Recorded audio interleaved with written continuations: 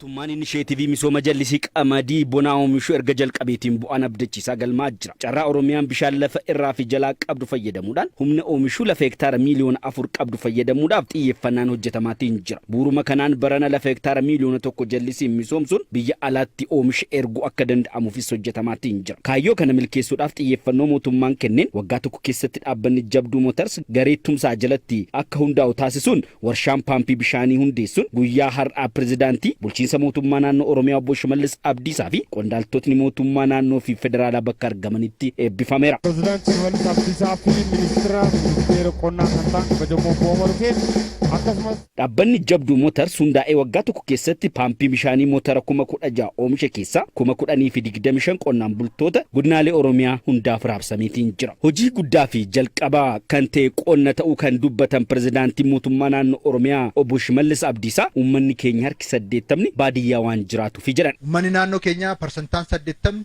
baadiyyaa keessa jiraata. Parsantaa 80 baadiyyaa keessa jiraatu kan utuu jijjiiramni dhufu tokko iyyuu hin jiru. Badhaadhinni milkaa'u tokko iyyuu hin jiru. Kanaaf qonna irratti xiyyeeffachuun filannoo miti. Qonna irratti xiyyeeffachuun dirqama. Dirqama waan ta'eef qonna irratti xiyyeeffanna. Qaamoleen adda addaa waa'ee qonnaa yeroo argan isaanitti hin tolu. Tokko tokko gowwaa waan ta'eef. Tokko tokko immoo waan kana waan isaaf hin galleef. Mootummaan naannoo Oromiyaa waa hundisaa waan qonnaan bulaati, waan horsee bulaati. Kanaaf OBN dabalatee miidiyaa boqqolloo yeroo jedhan kan gammannuuf baga miidiyaa bashannanaan jennee baga miidiyaa boqqolloo qamadii garbuu daagussaa jedhaniin jecha.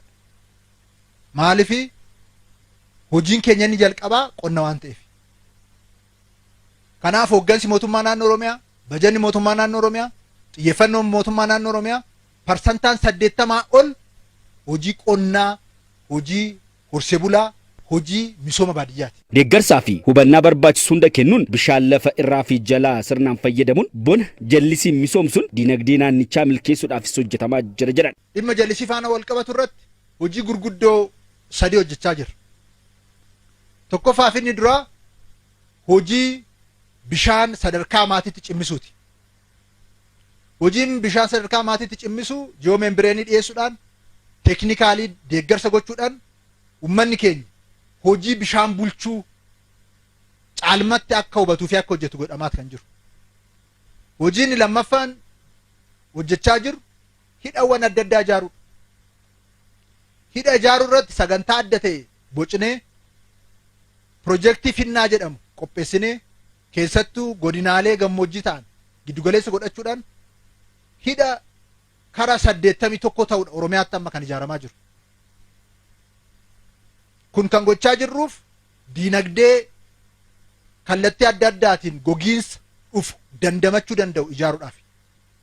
Piroojeektii Finnaatiin hidha 81 ijaaraa jira. Isa keessaa kan xumuramee bishaan qabachaa jiru hedduutu jira. Waggoottan 2-3 dhufu arfan dhufu keessatti hidha 233 hojjechuudhaaf mootummaan naannoo Oromiyaa karoorsee kan hojjechaa jiru.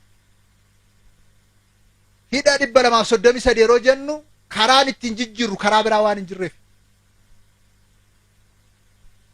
Isa kanaaf qarshii biiliyonotaan lakkaa'amu bajeta naannootiin uwwisneet kan hojjechaa jiru. Kan har'a Jabduu Motors kennu dabalatee hanga yoonaatti guutuu Oromiyaatti motorootni 38 raabsamuu isaa simaniitiin jiru. Paampii dhiyeessu kan nu barsiise uummata keenya. Lixa Oromiyaa Wallagga dhaqnee yeroo waggaa 2012 yeroo laalu uummanni bishaanuma achi jiru otuu hin jallisin paampis otuu fayyadamin boneedhaan oomisha. Otuu kana paampiidhaan deeggarree maal gochuu dandeenyaa jennee achumatti mari'annee murteessinee paampii jalqaba.